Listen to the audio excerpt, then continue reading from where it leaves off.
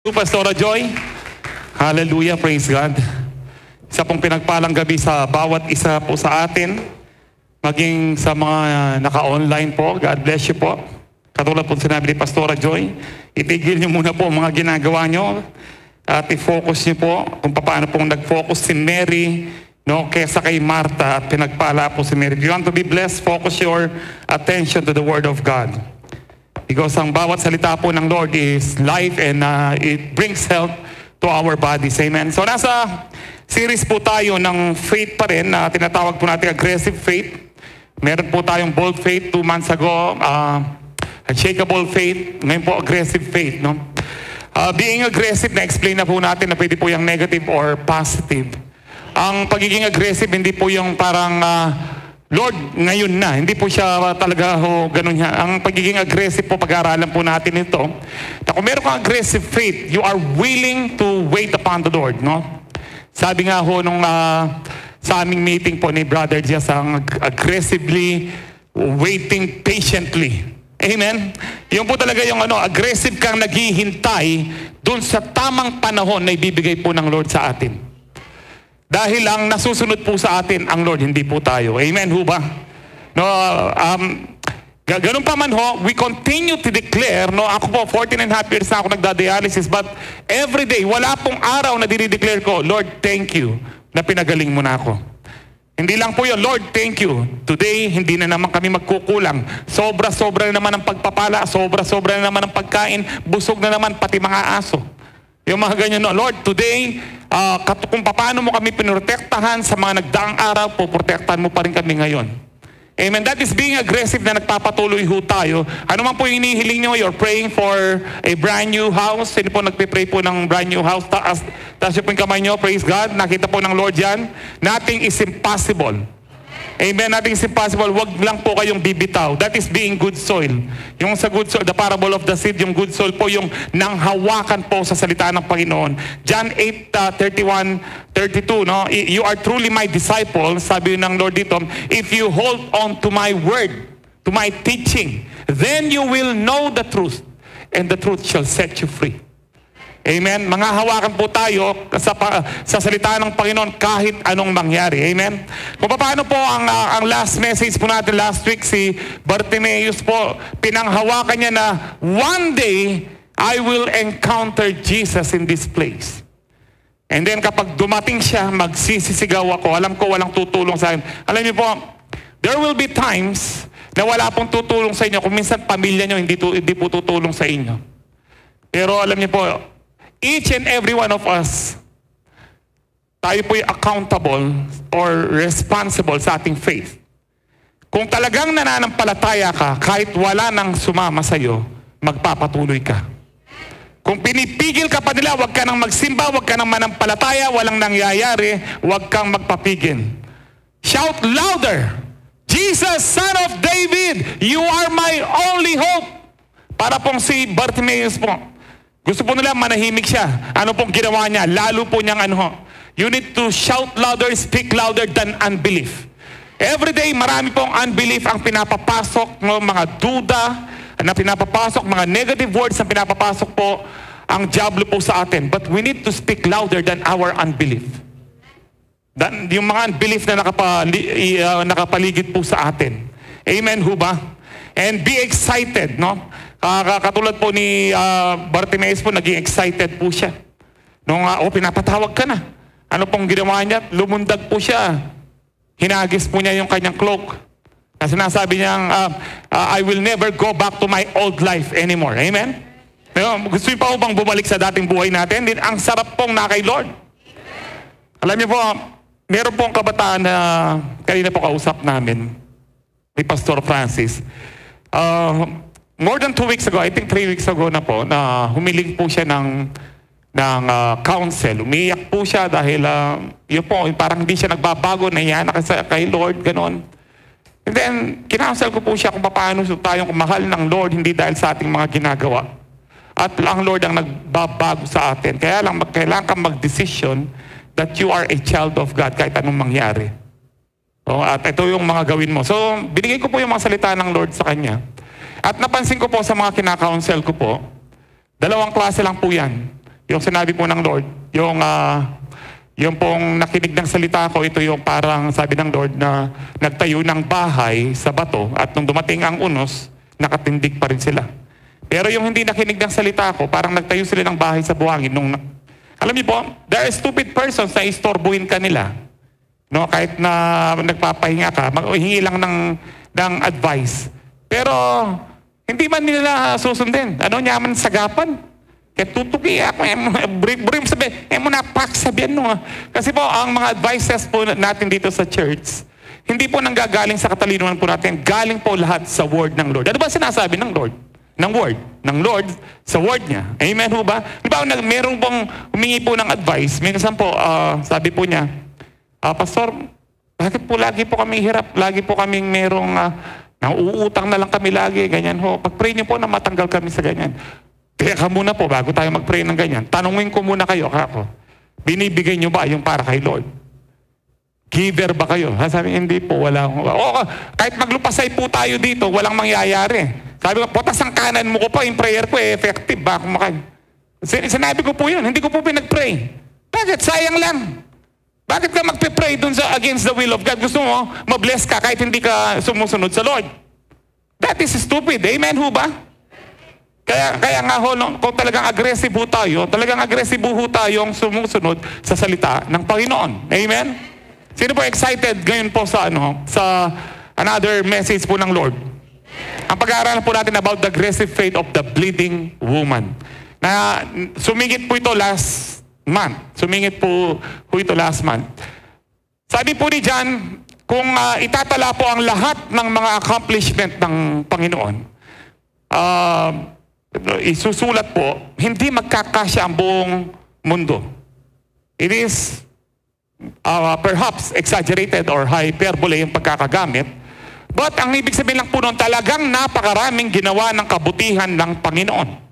Napakarami din niyang mga naituro. Pero ang lahat ng nakasulat ngayon, may mga ilan lang, libo-libo po ang mga pinagaling niya. Bakit mga ilan lang ang mga nakatalang na pinapakilala kung paano sila gumaling? Ibig sabihin po nito, napakahalaga po nitong mga ito upang tayo ay matuto sa ating pamumuhay.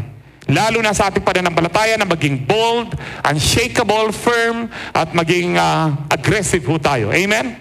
Are you ready? Amen. Are you ready to receive the blessing of the Lord tonight? Amen? Amen. Praise God. Palakpakan po natin ng Lord. Basahin po natin ang ating text from Mark 5, chapter 5, Mark 5, 21-34. When Jesus had again crossed over by boat to the other side of the lake, a large crowd gathered around him while he was by the lake. Then one of the synagogue leaders named Jairus came, and when he saw Jesus, he fell at his feet. He pleaded earnestly with him, "My little daughter is dying. Please come and put your hands on her so that she will be healed and live." So Jesus went with him. A large crowd followed and pressed around him. And a woman was there who had been subject to bleeding for 12 years. She had suffered a great deal under the care of many doctors and had spent all she had. Yet instead of getting better, she grew worse. When she heard about Jesus, she came up behind him in the crowd and touched his cloak, because she thought, if I just touch his clothes, I will be healed. Immediately, her bleeding stopped, and she felt in her body that she was freed from her suffering. Verse 30, at once Jesus realized that the power had gone out from him. He turned around in the crowd and asked, "Who touched my clothes?" "You see the people crowding against you," his disciples answered. "And yet you can ask, who touched me?" But Jesus kept looking around to see who had done it. Then the woman, knowing what had happened to her, came and fell at his feet, and trembling with fear, told him the whole truth. Last verse. He said to her, "Daughter, your faith has healed you. Go in peace and be freed from your suffering." Father God, we thank you for the life that we possess, for the strength that we have, for all the blessings that we received from you. And once again, You are our good Father na nais mo po ng bawat isa sa amin ay makatanggap po ng pagpapala sa gabing ito from your word. Help us, Lord, to understand your word and help us, Lord, to be empowered to live by your word. At salamat po, Panginoon, as we receive and believe your word, we allow you to move. Heal your people, deliver your people, save your people. Salamat po, Panginoon, sa pagkakataong ito na malayang-malaya po kami because of you. Thank you, Lord. All glory is yours. In Jesus' powerful name we pray. Ang lahat po magsabi ng Amen. Palakpakan po natin ang Lord. Praise God. So, hindi ko na po patatagalin. Ano po ang ibig sabihin po ng aggressive faith ng babaeng ito? Paano siya naging agresibo sa kanyang pananampalataya? Unang-una po, because she was so persistent to be healed. She was so persistent to be healed. Hindi po siya sumuko. Tignan po natin ang verse, no, kung ilang taon po siyang may sakit. Sabi diyan sa verse 25, and a woman who was there, who had been subject to bleeding for 12 years. Can you imagine this? Kami po mga lalaki, hindi po namin naintindihan kung paano po mag-mens, no? Kayo pong mga babae po. Pero alam niyo po, yung once a month lang, di ho ba parang suffering na po yan? Once a month lang po, na ewan ko, ilang araw ba yan? No, na 4 days, ganyan. No? Ito po, 12 years, 365 days in a year, na 12 na 365 days. Anong hitsura na po ito? At putlang-putla na ho siguro siya. Iba na ang amoy niya. At mahinang-mahina na po siya. Think about that. 12 years. Pero hindi po siya sumuko. Ginawa po niya ang lahat para gumaling po siya. Sabi diyan, she had suffered a great deal under the care of many doctors. Familiar ho ba ito? Na ang dami na nating doktor na pinuntahan pero hindi pa rin tayo gumaling. And she had spent all she had. Naghirap na po siya. Baka po marami na po siyang naiprenda o ng utang na ho ng marami. Yet instead of getting better, ito po ang itong masama pa dito, she grew worse. Naubos po ang kayamanan niya, baka baon pa ho siya sa utang, at nanghihina po siya dito pero hindi siya tumigil. Alam niyo po, the word persistent in the Bible is an important doctrine. When we say persistent, you have the ability to endure, to continue, to wait upon the Lord, to tarry on the Lord, to abide on the Lord. Ito po yung endurance, so to persevere. Ito po yung it's very important po because he who endures, he who perseveres until the end will be saved. Ang mananatili po, yung pong, kaya nga po, alam nyo, bagamat it is God's will for us to be blessed, it is God's will for us to have a house, it is God's will for us to be healed, it is God's will for us to be, magkaroon po ng bagong mga kagamitan or anumang pong pangangailangan natin. But at times, nais po ng Lord na tayo po mag-persevere. Sabi po ng James 1:12, blessed is the man who perseveres under trial. Wala pong perseverance kung ilang araw lang po ang problema. Hindi ho ba? May perseverance ho ba doon? Wala. Kapag alam mong, kapag Kristyano ka, ilang araw lang ang problema. Yan po, blessed is the one who perseveres under trial because having stood the test, na talagang tumayo ka dito sa testing na ito na binato ng dyablo sa iyo. Na gusto ng dyablo na ikaw ay sumuko na, higit sa lahat gusto ng dyablo magpakamatay ka na lang. 12 years ka ng dinudugo, magpakamatay ka na. Ma-depress ka, malungkot ka, wala kang kasama dahil unclean po ang babaeng to. I'm sure itong sinasabi ng diablo sa kanya. Pero blessed is the one who perseveres under trial. We need to be persistent, katulad po ng babaeng to. Having an aggressive faith, hindi po tayo sumusuko. I will not say na hindi tayo basta-basta sumusuko. Pag sinabi ko hindi tayo basta-basta sumusuko, so merong point or merong percentage sa susuko ka pa rin. No, ang ano ho talaga, kapag ikaw ay persistent at meron kang aggressive faith, you will never ever give up. Kahit na anong mangyari. That is having a true faith, a genuine faith, an aggressive faith. Bakit? Kasi alam mo na totoo ang pinangahawakan mo, totoo ang Diyos, totoo si Kristo, totoo ang kanyang salita. Itong babaeng to, I think hindi pa niya kilala ang Messiah dito. When she heard about Jesus, doon lang po siya umanuho. There are people, alam niyo po kung sino dapat ang pinakamatibay na tao sa buong mundo, walang iba kundi po yung mananampalataya.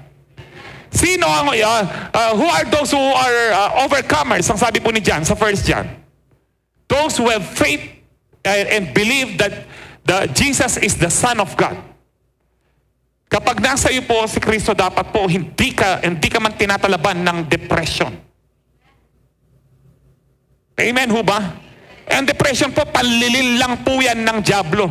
Hindi, ano pastor yan? Kasi imbalance yung hormones. Kaya imbalance ang hormones, once na meron kang doubt, once na meron kang fear, meron kang anxiety, nagiging imbalance talaga ang buhay mo. But if you decide today na beginning tonight, I will rejoice in the Lord always. Kahit anong mangyari, magagalak ako, magsasaya ako, at magpupuri ako sa aking Panginoon dahil buhay ang aking Panginoon. There are people na hindi po nila kilala si Kristo, and yet, yung persistent life po nila talagang makikita mo. Meron po akong mga nakita din na matagal na pong mga nagdadialysis, may mga, ang tagal na ho nila, pero hindi po pumasok sa kaisipan nila na magpakamatay. O sumuko. Yung iba, healthy, pero gustong mamatay. Bakit? Kasi hindi siya pinansin ng crush niya. Napakababaw. Hindi ho ba na yung iba, namamatay na, magastos pa. No, pwede mo na sabihin, mamatay ka na lang para hindi ka na mahirapan. Pero gusto pa nilang mabuhay. Alam niyo ho, may mga pinuntahan po ako sa hospital na sinasabi kong, lumaban po kayo. Ayaw po nilang lumaban. Pero yung mga sinabihan ko pong lumaban po kayo, nabuhay po sila. Ano man po yan, no, karamdaman man, wala kang pambayad, wala kang pera, wala kang ganito, ikaw lang mag-isa, lumaban ka lang, kasama mo ang Diyos. Mananalo tayo. Alam niyo ho, before we were born, nung tayo po'y kinonseive ng ating ina sa womb po natin, champion na po tayo. Ilan po yung sperm cell ng ating tatay na pumasok sa Millions and millions po yun. And yet, ikaw ang lumabas at ako. Tinalo mo yung ilang milyon. Di ba kung minsan sa race, ilan lang po kayo, mga 50, 100. Pero minsan di ka pa manalo, 100 lang po. Pero dito po sa sinupupunan, tinalo mo yung milyon-milyon. Ikaw ang lumabas. Kaya bago ka pa pinanganak, sabi ng Panginoon, matagumpay ka na. Lalo na kung na kay Kristo ka, lalo ho tayong matagumpay. Do not believe alay na hindi tayo matagumpay. We are more than conquerors. And wag po nating pag-pray, Lord, wala po akong magagawa. Wala kang magagawa kung wala ka kay Kristo. Pero ngayon na kay Kristo ka, your declaration should be changed. Anong declaration natin ngayon? I can do all things through Christ who gives me strength. Magagawa ko ang lahat ng bagay dahil si Kristo ang nagbibigay kalakasan sa akin. Ang ibig sabihin, magtatagumpay ako kahit anong pagsubok, kahit anong sitwasyon, magtatagumpay ako dahil si Kristo ang kalakasan ko. Amen ho ba? Itong babae pong ito, hindi pa niya kilala si Kristo, and yet, naging persistent po siya. How much more? Kung tayo po kakilala natin si Kristo, I don't know kung ano po mga problema po ninyo, ang problema po natin, but one thing is for sure, panalo ka na, kapatid. Alam niyo po yung mga test tube babies na kumuha lang po ng sperm tapos egg cells sa babae po. Kung may kilala po kayong mga test tube babies po, mahina po sila. Why? Hindi po sila dumaan ng process na dapat champion yung pumasok. Basta't lang po random ang pagkakakuha. Millions and millions po yun. Ang bawat isa po sa atin, champion po tayo. Amen ho ba? Alam niyo po yung inaawit ng mga queen na si Freddie Mercury? We are the champions, my friend. Tayo po talaga yun. Because if you belong to Christ, we are more than conquerors. And you need to persist. You need to persevere. You need to endure. Huwag kayong, do not go before the throne of God na, Lord, at tagal ko nang nagpe-pray nito. Never niyo pong gagawin yan because one day in the Lord is like 1,000 years. And 1,000 years is like one day in the Lord. Ano ibig sabihin po nito? Hindi nalilate po ang Lord kailanman. Just hold on to the Word of God. Kung kayo po si Abraham, maniniwala pa ako kayo, 99 years old na kayo. Sabi ng Lord, pagka 100 mo, magkakaroon ka ng anak.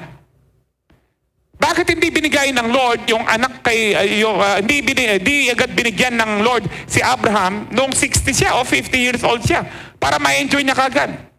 Why gusto ng Lord yung kanyang faith maging perfect? Sabi po ng James chapter 2, naging perfect yung faith ni Abraham because he obeyed God. He endured hanggang dumating yung pangako.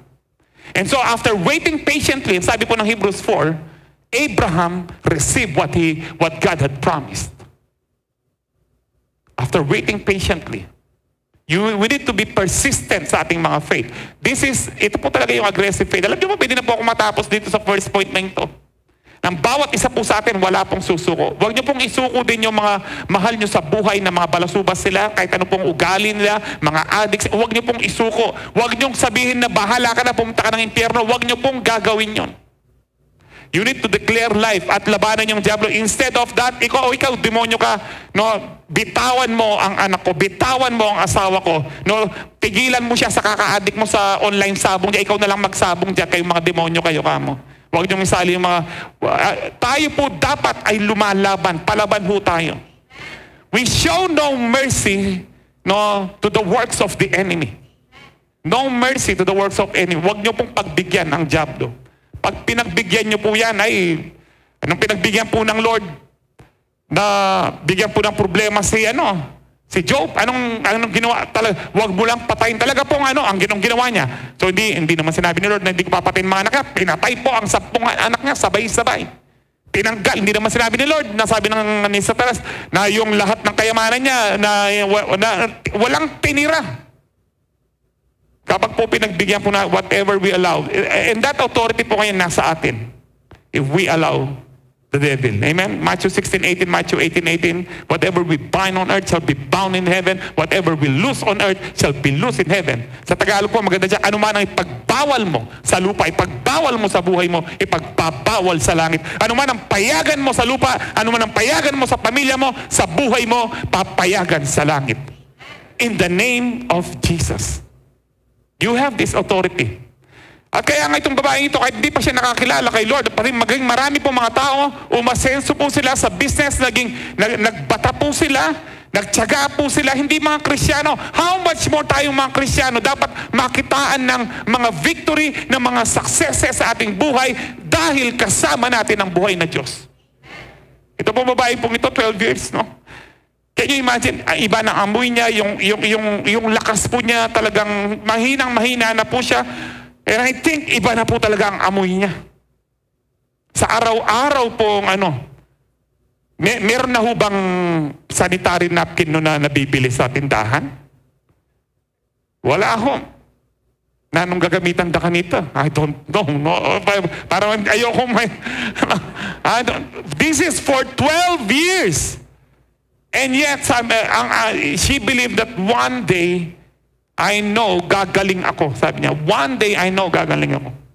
Kaya nga po, at pagiging persistent po niya, ito po yung pangalawang point po natin, she was unafraid to reach Jesus. Basahin po natin ang next verse. Sabi po niya, when she heard about Jesus. Amen. Have you heard about Jesus? That He is good?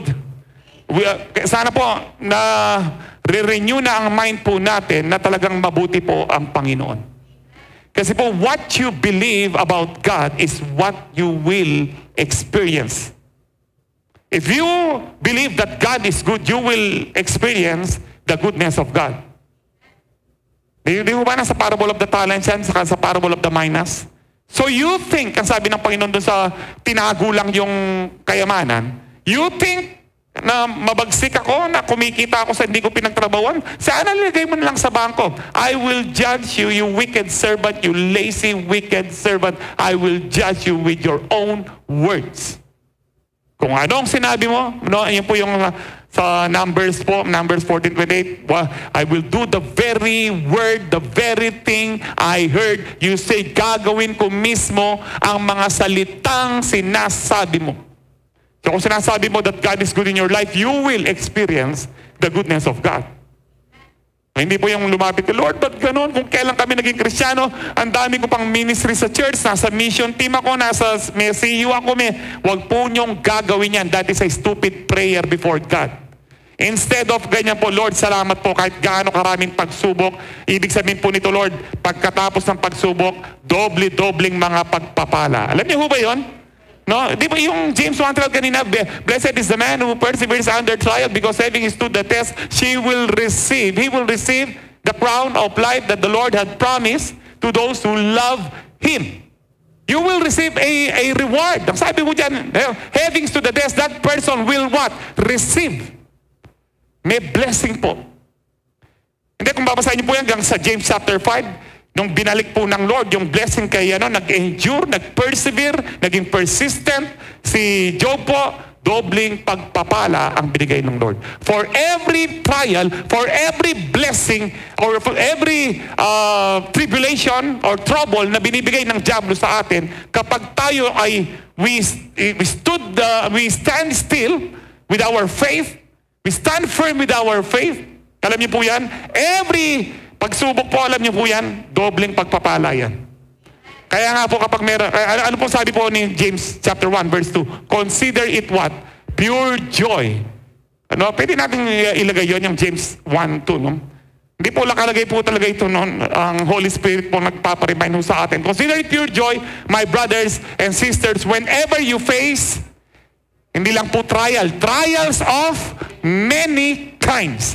Trials of many kinds. Why? Verse 3, sabi po dyan, because you know that the testing of your faith produces what? Perseverance. But being persistent. And then, sabi po dyan, let perseverance finish its work. Pabayaan mo talagang magbata ka. You wait upon the Lord because those who wait upon the Lord will renew their strength.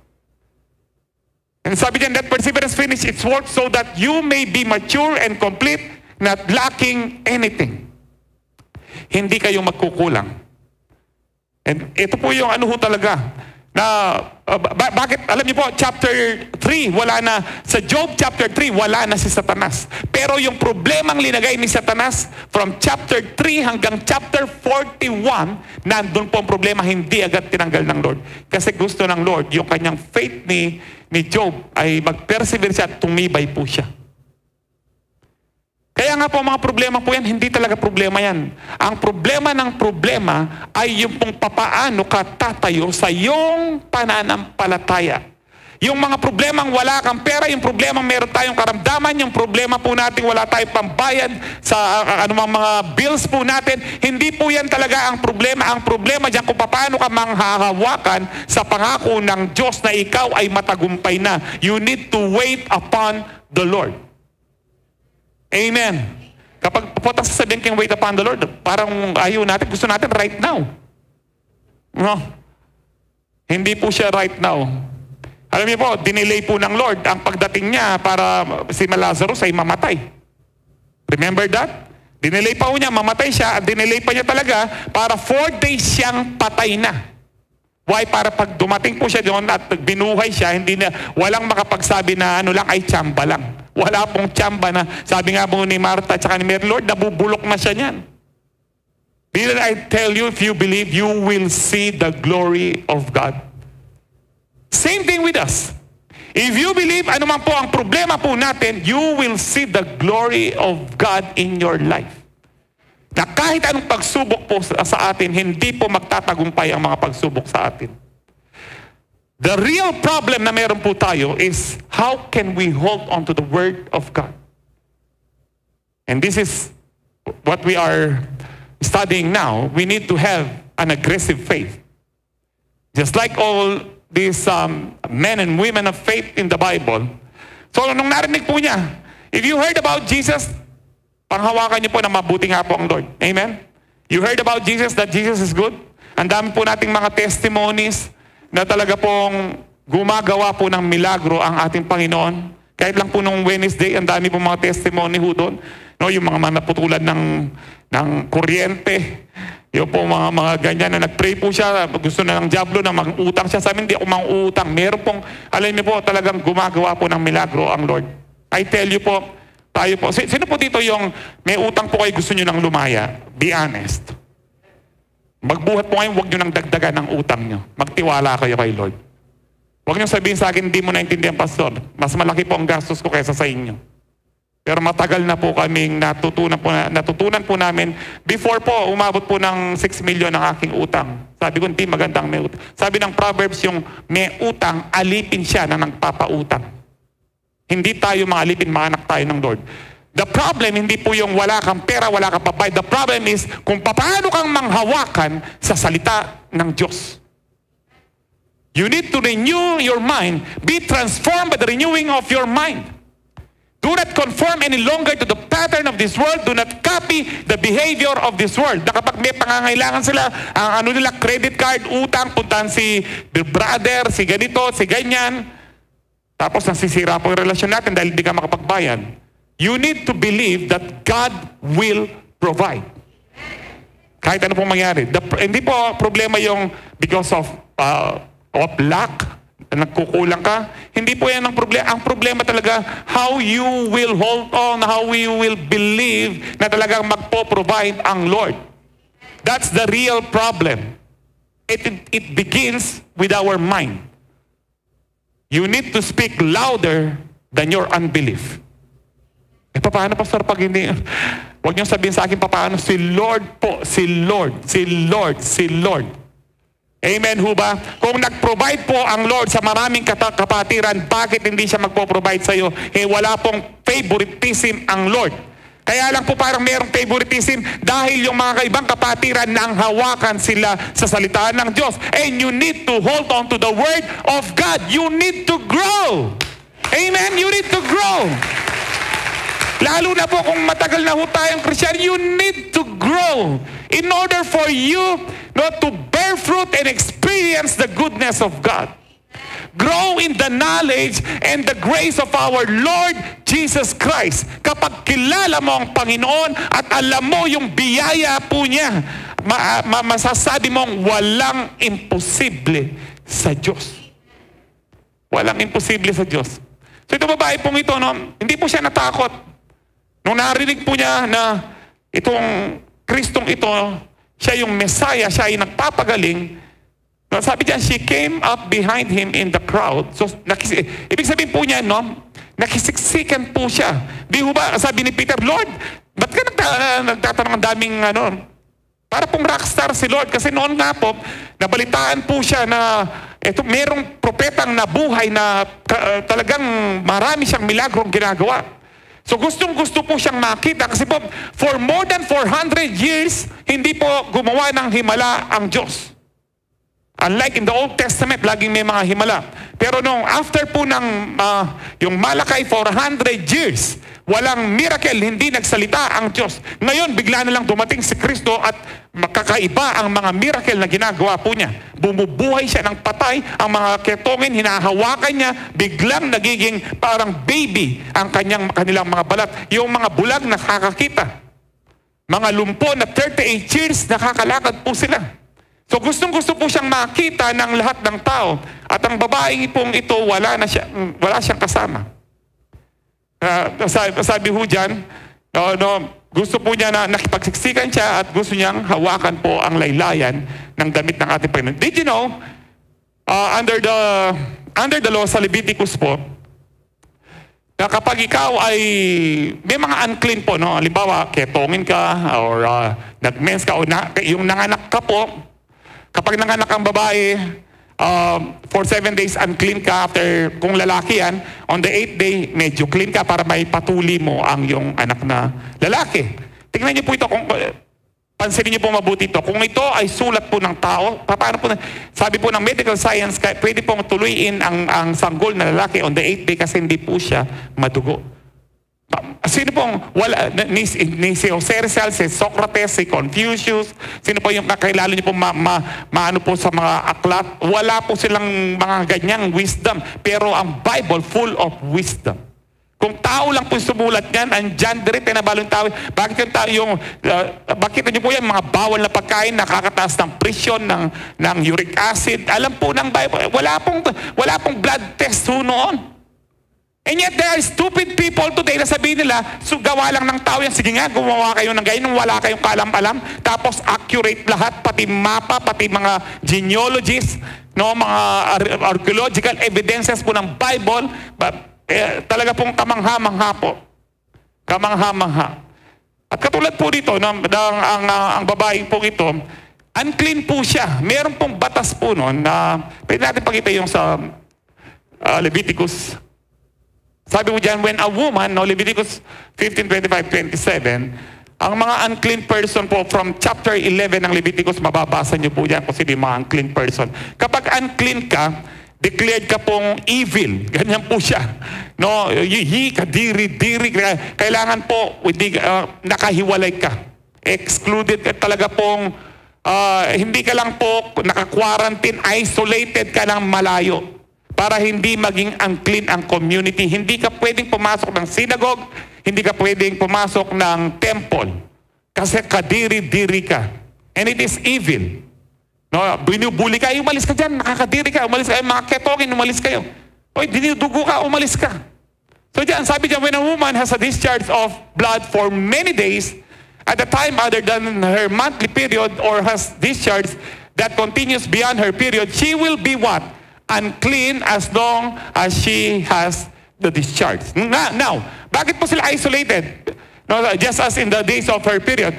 Sa verse 26 sabi yan, any bed she lies on while her discharge continues will be unclean. Yung kama po niya will be unclean, as is her bed during her monthly period. And anything she sits, wait, marakal ko pabasan kayo, payari, please. You listen carefully, okay? Sabi niya, and anything she sits on will be unclean during her period. Yung nakaupo o nakahawak po sa kanyang higaan, pati ikaw, magiging unclean. Until evening po yan. Kailangan meron ka pang gawin na ceremony. No, ceremonial washing para ikaw ay tanggapin sa community. Ganito po, nabubuli po, kawawa po yung mga unclean person. So itong babae po ito, for 12 years, nagtatago po ito. I think dito sa crowd po ito, nagtago po siya. Pero hindi po siya natakot kahit meron pong ganyang batas. Verse 27, anyone who touches them will be unclean. They must wash their clothes and bathe with water, and they will be unclean till evening. Kaya bawal po sila kasi sino man po mahawakan. Imagine kung ilan po yung nahawakan ng babae nun. Paano po siyang di ba magkikipagsiksikan po siya, gumagapang po siya. Gumapang po siya para lang mahawakan yung laylayan ni Kristo. Imagine nyo po yun grabe po ang dito na kung iisipin nyo po itong ginawa po ng babae po dito. Napakarumi po. Gagabon po kanita. May mga pupo sa daan. Yung mga paa po ng mga tao marumi. Kaya nga po bago po pumasok sa bahay, kailangan pong hugasan. Kaya one day po, meron pong nagbuhos ng pabango at luha niya sa sa paanan po ng ating Panginoon at yung punas niya. Sabi, marami nagre-reklamo. Nung pumasok ako dito, hindi niyo ako hinugasan ng paa. Pero itong babaeng to hanggang ngayon, kanya, hinugasan ako ng kanyang pabango at ng kanyang luha. No? At wala siyang tigil na hinahalikan ng aking paa, sabi niya. Alam niyo po, nung panahon po natin, yung panahon na rin baryo-baryo pa tayo pasementado. Ring matuata mo po, ring nga po. Nakaburing lungob. Ayaw ka nilang pumasok ng bahay hanggat hindi ka naghugas ng paa. Lalo na kung kawayan pa ho yung paakit ka noon, di ba? Kahit naka-floor wax na.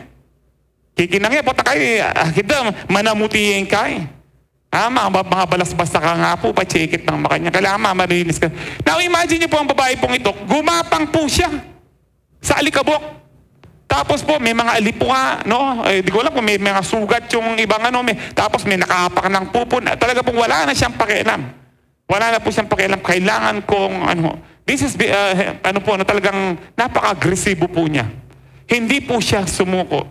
Hindi po niya sinabing, hindi, wag na lang, mamatay na lang ako. Kesa sa ganyan.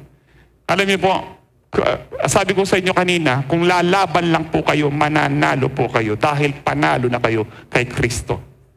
I don't know kung anong problema nyo, pero huwag nyo po sabihin sa akin kung gaano kalaking problema nyo. Sabihin nyo sa problema nyo, mas malaki ang Diyos nyo. Walang kwenta ang mga problemang yan. Mas makapangyarihan at mas malaking higit ang ating Panginoon.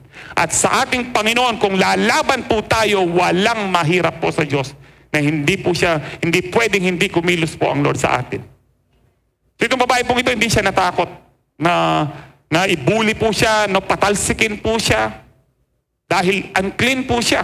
Marahil yung iba, kilala na siya, pero siguro naka-disguise po siya dito para lang mahawakan niya ang laylayan ni Kristo. Ibig sabihin po dito, ginawa po niyang lahat, hindi siya natakot. Hindi siya natakot kahit po ECQ ang ano po niya. No, hindi natakot. Gusto niyang maranasan ng Panginoon. Para pong mga taga-Calvary Temple, hindi po natakot. Nagpatuloy ho tayong sumamba sa Lord. Kahit ano pong EQ yan, ECQ, barbecue, ano po, parana Q, ano pa ho yan. No, kahit ano pong Q ho yan, no, basta mas makapangyarihan po ang Lord sa lahat ng mga virus o karamdaman o anumang gawa ng diablo. Not even the gates of hell will prevail. Amen ho ba? The problem is not the coronavirus. Ang problem po, paano tayo manghawakan sa Lord na poprotektahan niya tayo? Eh, paano ka pag nagka-coronavirus ka, kapatid? Manghawakan ka pa rin. Mananalo ka dyan kasi nagka-coronavirus na po ako. At yung iba sa inyo, nagka-coronavirus. Beteta mo, mabieta ang mabie. Bakit? Lumaban tayo at ang Diyos ang lumaban para sa atin. Kapag lumalaban ka, ang Diyos ang lumalaban para sa atin. Because greater is He that is in me than he that is in the world. Amen? Mas sigit na makapangyarihan po ang nasa sa atin. Sino pong nasa atin? Si Jesus po. So ito pong babae pong ito, hindi siya nagpapigil, hindi siya natakot. Huwag po kayong matakot. Kahit po tinatakot na tayo, mamamatay ka, pupunta ka ng mga Calvary, dami ko na baldaan doon, nagka-COVID sila. Mga demonyo lang po yung mga nagsasalta ng ganyan. Pero nakita ho natin, yung mga pumupunta po ng Calvary, pinagpapala. Ilan na po yung nagpa-pray po sa amin kung kailan pandemic, mga bagong sasakyan nila. Makakapagtaka lang.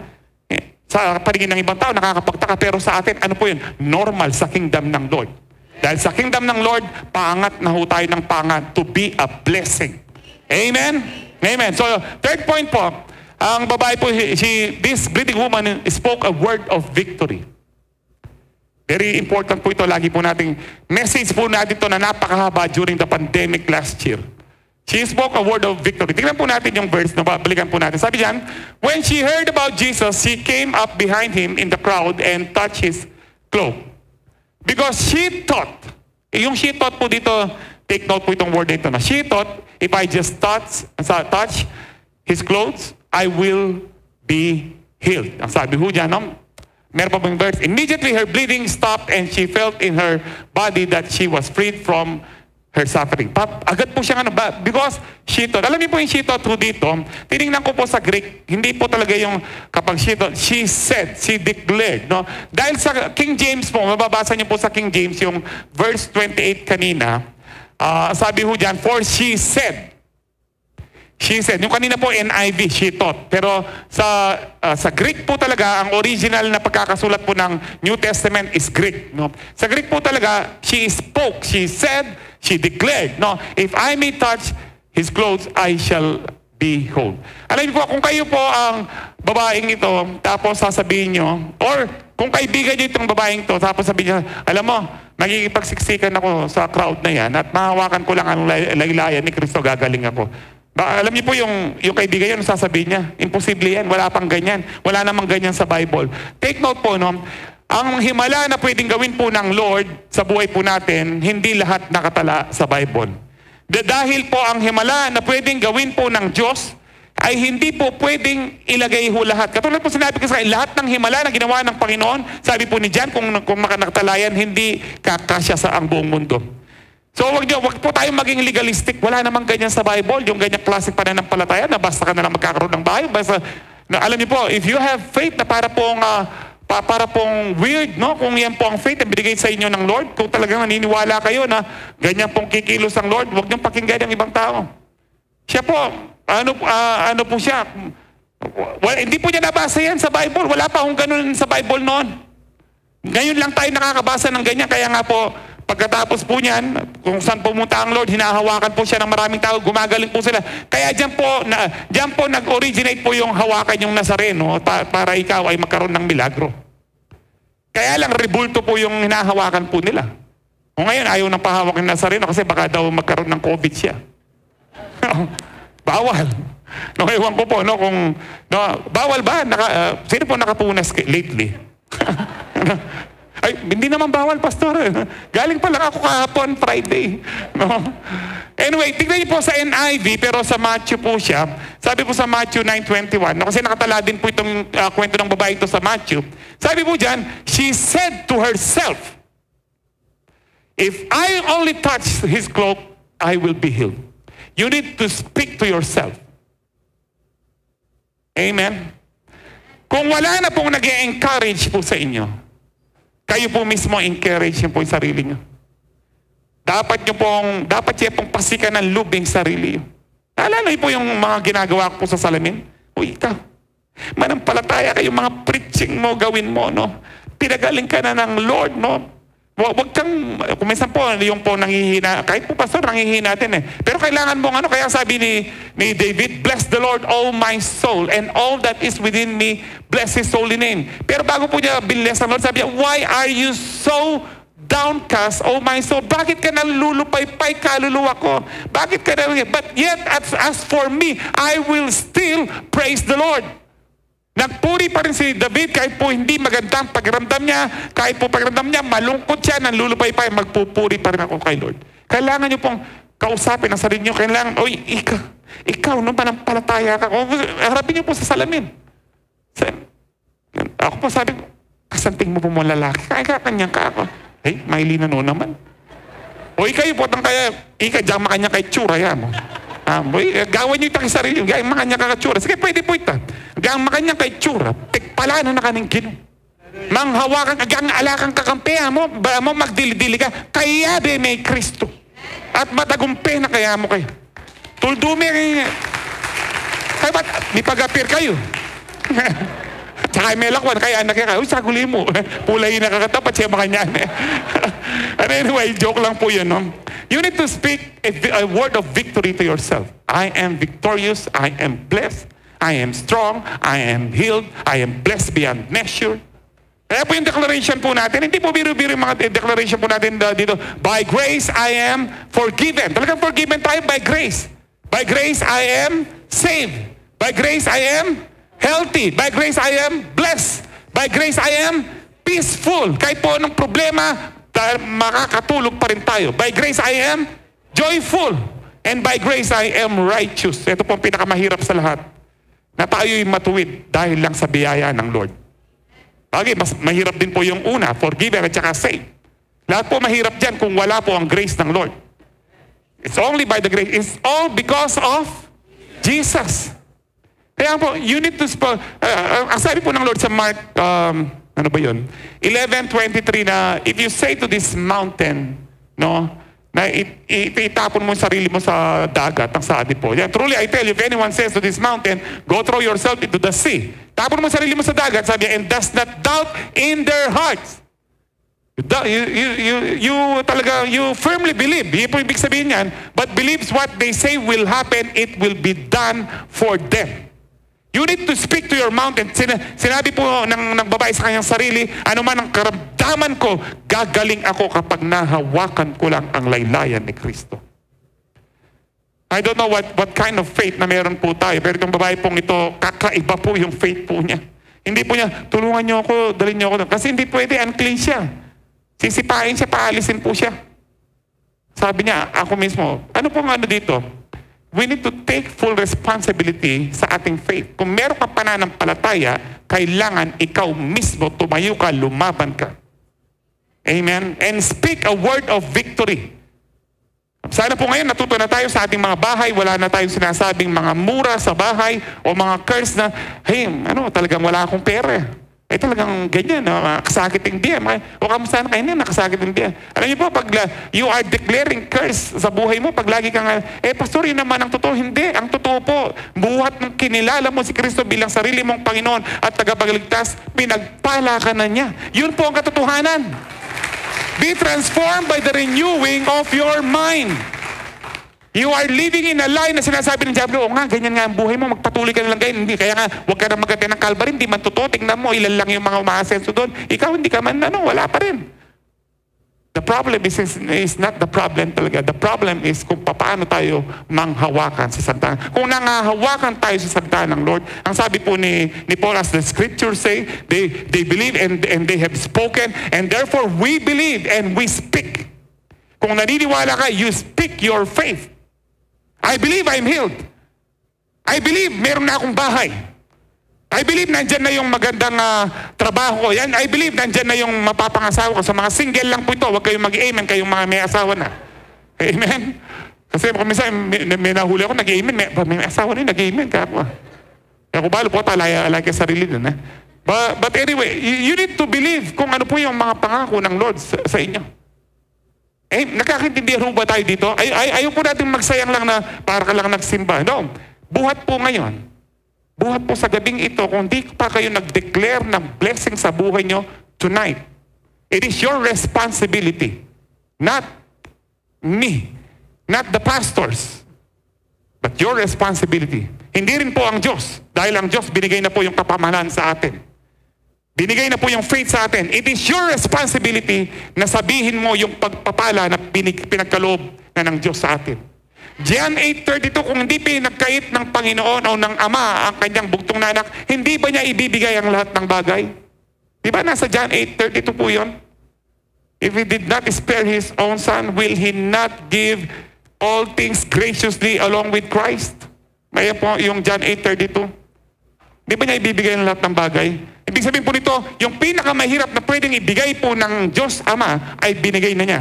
Ano pa ang mahirap niyang ibigay sa atin? So ano ang problema? Ang Diyos ba ang may problema? Tayo po may problema kung paano tayo manghahawakan. You need to speak a word of victory over your life. Do not believe a lie na hanggang ganyan ka na lang.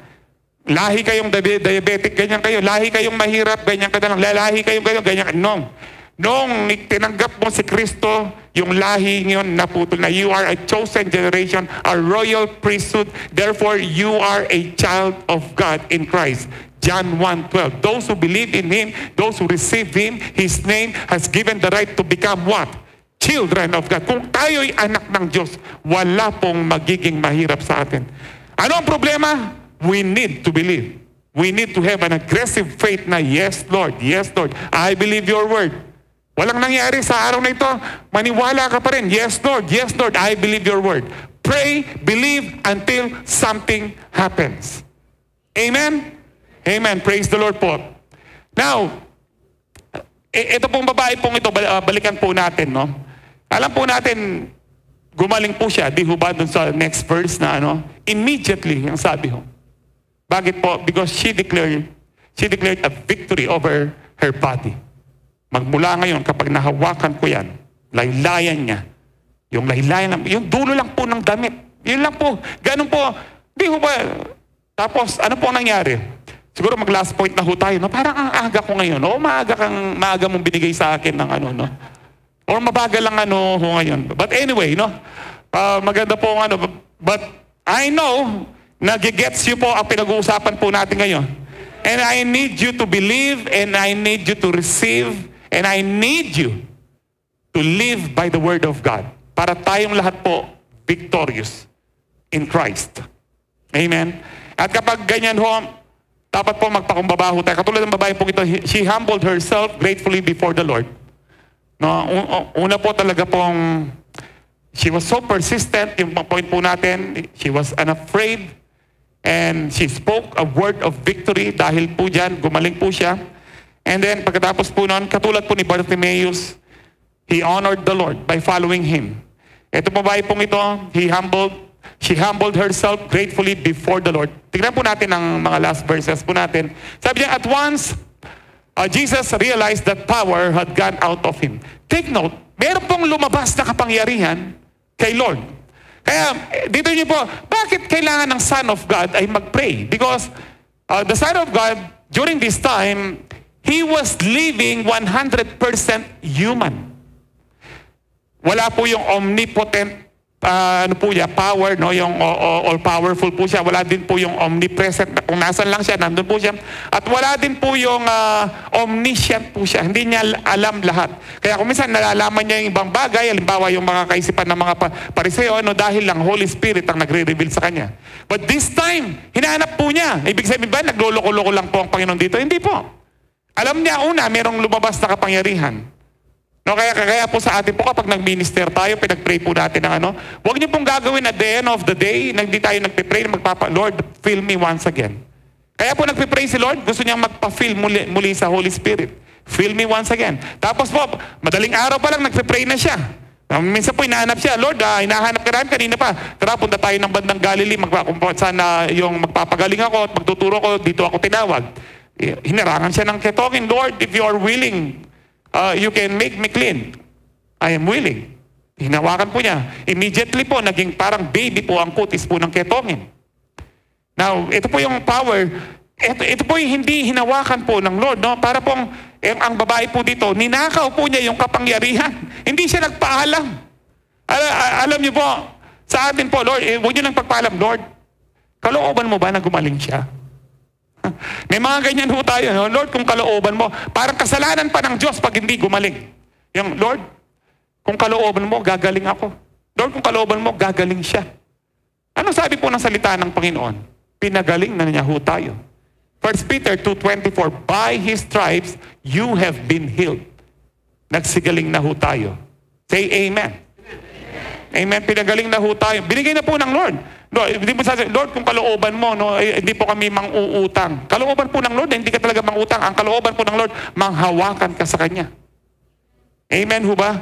Pero wag po yung wala kayong gagawin sa bahay, no, maghihintay lang. Sino kaya maghatid ng aking pera, ganun, no? Kung wala kayong trabaho, maghanap kayo ng trabaho. Yung trabaho po ninyo, yun po gagamitin po ng Lord. No? I'm not saying na hindi po nakakagawa ng milagro ang Lord na instantly nakakagawa. Pero kung araw-araw na lang gusto mo ganun, hatiran ka ng pagkain ng uwak, hindi po pwede yun. Hindi po habang buhay, kumain po si Elijah sa pamamagitan ng uwak. Dahil sa Bible po, in the New Testament, ang sabi po ng salita ng Diyos, huwag pakainin ang tamad. Ang tamad po, kung pag-aaralan niyo po, even in the book of Proverbs, they were considered as wicked. Mga masasama ang matamad. Kaya sa mga Kristiyano, walang tamad. Pinanlarin kayo. Nung matamad ko po, magpakasipag na kayo. Di ba? Yung pong marumi sa bahay. Kaya marumi sa bahay kasi tamad ka. Ganyan lang po yan. Hindi pa sir, ano ka Yung iba, tamad ng magluto. Kung hindi, nanularit ang kaya Food Panda, Grab, Lala Move, no? Para pang napapasayaw ko pa pag Lala Move, kaya ba't magtaka ka, nakakata sa sugar, mataas ang cholesterol mo, mataas ang blood pressure mo. Siyempre, yung mga pinagbibilhan mo, gusto lang nila masarap, kahit hindi masustansya. Pero sa bahay ka magluto, siyempre gusto mo hindi lang masarap, kundi masustansya. Malinis pa. Alam ko, minsan, okay lang, hindi ko sasabihin yung ano, medyo mamahalin po yung restaurant, binigay po yung mga plato, tinignan ko po sila, dudumi po nila. Sabi ko talagang ganyan, kahit na parang class yung restaurant, no, nasa naglilinis pa rin, kaya iba pa rin pag kumain ka sa bahay. Walang mag-amen. No? Mga tamad na lang. Bakit po? Ang tamad po, ayaw po ng Lord ng tamad. Yung iba nagre-reklamo, Lord, bakit siya umaasenso? Dahil masipag siya, ika nakangkatamad. May mga ganyan, gusto niya umasenso siya, pero pisang mag-obra. Nagkatrabaho, agad umalis. Bakit? Nakakapagod, ganyan. Pambwisit. Nakakapagod daw. O diyang gwardiya, makapagalit, makatalakad ka mo. No? Good morning, ma'am. Good morning, sir. Kaya kapagal kanita, makatalakad ka. Hintayin mo yung ikawalong oras para matapos. Walang trabahong hindi nakakapagod. Kaya naman pinagpapahinga tayo ng Diyos ng gabi. Ang problema, kaya pagod ka pa rin. Pagtapos ng gabi, addict ka kung anong ginagawa mo sa cellphone or gadgets. What may rastakan, May rastakan. Anyway, going back, na-realize po ng Lord na meron pong ano. And then He turned around in the crowd and asked, who touched my clothes? Tignan niyo po ito. Hindi po nagsisinungaling ang Lord dito. Talagang tao po siya dito na hindi niya alam kung sino humawak po sa kanya. Hindi po siya nagkukuha, sino kayang humawak sa akin? Tapos, sino kaya? Tinitingnan niya yung babae, sino kayang humawak sa akin? No? Wala pong ganun. Talagang hinahanap niya. Hindi po sinungaling ang Lord. No? Hindi po, talagang tao po siya. Kaya nga po, kung tatanong niyo po, no, isa po sa mga katanungan po dyan na inaano po nila, ang Lord daw, kung Diyos daw si Jesus, bakit hindi niya daw alam ang pagdating niya? Di ba tinanong po yan? Kailan naman tinanong yan? Nung tinanong po siya, tao po siya. Ang sabi niya, ang Ama lang ang nakakaalam. Pero puntahan niyo po ang Acts chapter 1. Makikita niyo, Lord, are you going to restore at this time the kingdom to Israel? Ano po ibig sabihin nun? Lord, end of the world na ba? Ikaw na ba ang maghahari? Anong sabi ng Lord? Sinabi niya bang hindi ko alam? Hindi po, kasi sa Matthew 28, sabi niya, all authority has been given to me. No authority in heaven and on earth and under earth. Lahat ng authority nasa akin na ngayon. Sinuot na po niya ang kanyang pagka-Diyos. Kaya sa Acts chapter 1, before He ascended, babasahin niyo po ito sa Acts chapter 1, before He ascended, sabi po niya, no, it is not for you to know the times and dates that the Father has set. Hindi po niya sinabing hindi ko alam. Kasi that time, talagang alam na po niya ng Lord.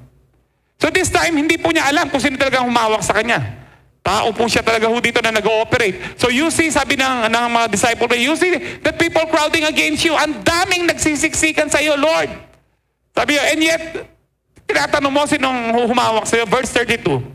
Sabi niya, but Jesus kept looking around to see who had done it. Then the woman, knowing what had happened to her, came and fell at His feet and trembling with fear, told Him the whole truth. No, tingnan niyo po ito.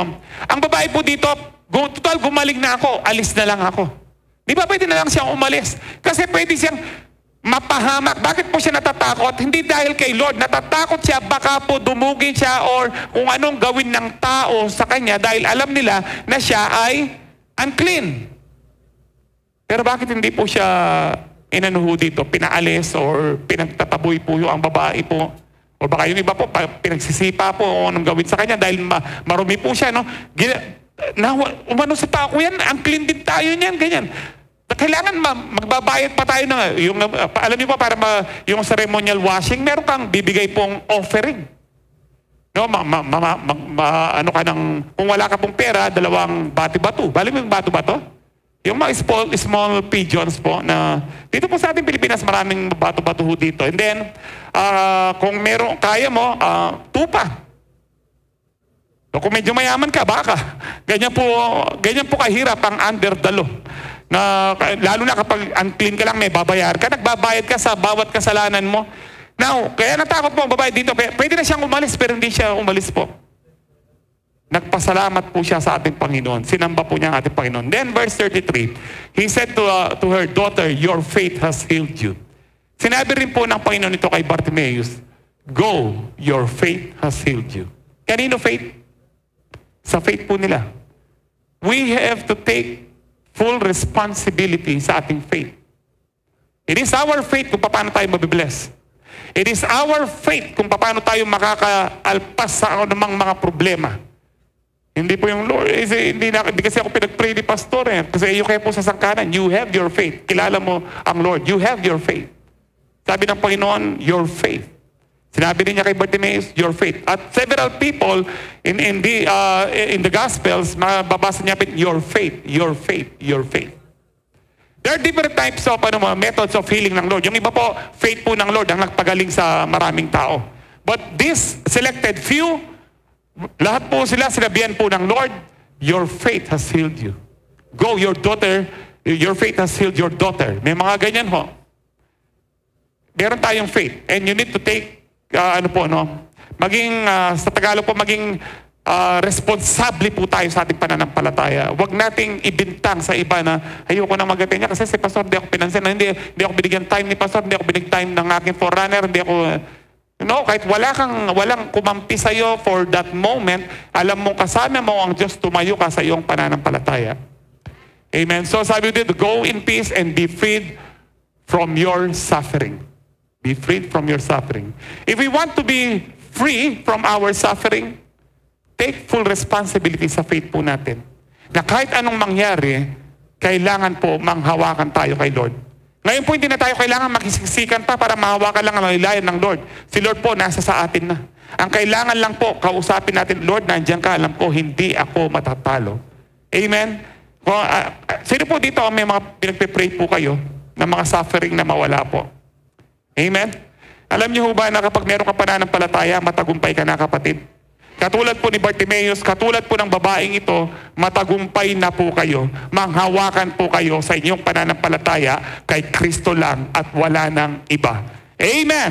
Amen! Palakpakan po natin ng Lord. So, mag-review po tayo. No, the aggressive faith of the bleeding woman, number one, she was persistent to be healed. And then she was unafraid to reach Jesus. She spoke a word of victory and she humbled herself gratefully before the Lord dahil siya po ay gumaling. Kahit hindi alam po ng Lord, kahit walang paalam.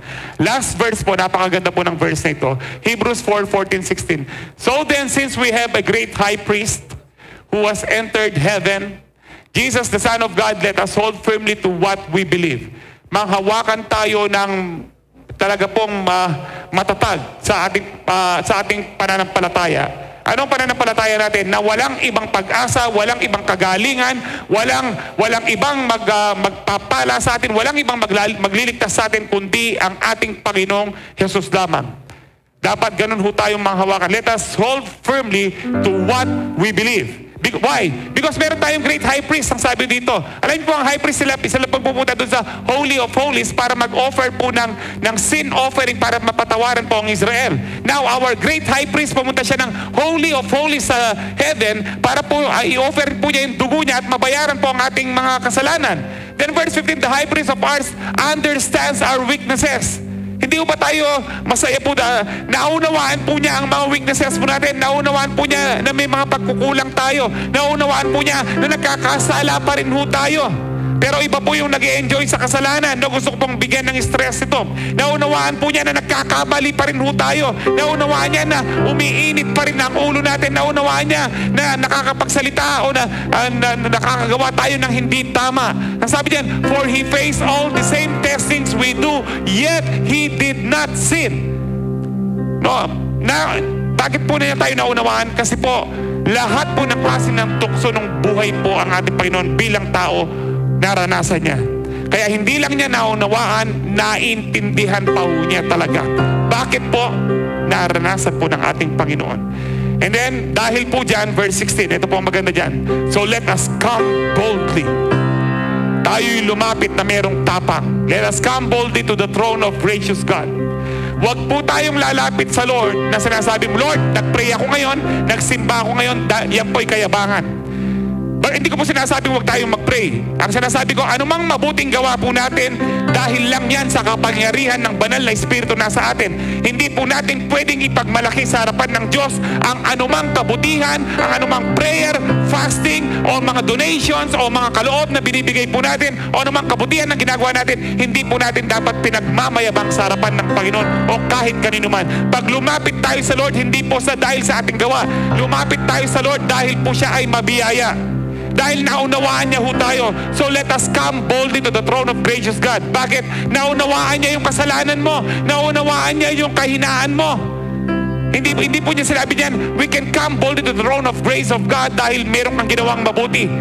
No, hindi po yan ang point dito. Ang point po dito, lahat tayo nagkakasala pa rin. Lahat tayo may kahinaan pa rin. But we can come boldly to the throne of grace of God. Kung paano naging matapang si Bartimaeus nang sumigaw, Son of David, have mercy on me. Itong babae ito, naging matapang rin siya. Nakipagsiksikan po siya. At hindi siya umalis. Inamin po niya na siya yung umagaw po ng kapangyarihan ng Lord sa kanyang laylayan. And then sabi, and there we will receive His mercy. And we will find grace to help us when we need it most. You want mercy, you want help, especially when you need it most, kailangan po magpakumbaba po tayo sa Lord. Lord, I can only come to you boldly because you are gracious to me. Dahil ikaw ay maawain sa akin at ikaw ay mapagmahal, ikaw ay mabiyaya sa akin. Amen ho ba? So sa gabi ito, patuloy tayong lumapit po sa Lord, hindi dahil matagal na tayong Kristiyano, hindi dahil ang dami nating ministry, hindi dahil kabilang tayo sa Calvary Bukal. Lahat po ng yan, magaganda yan. Bunga po yan ng kaligtasan po natin. Pero lalapit po tayo sa gabi ito sa ating Panginoon. Tatanggap po tayo ng banal na hapunan ng ating Panginoon, hindi dahil sa mga kabutihan na ginagawa po natin, dahil po ang Diyos ay mabuti sa atin. Amen ho ba? So, tandaan niyo po ito.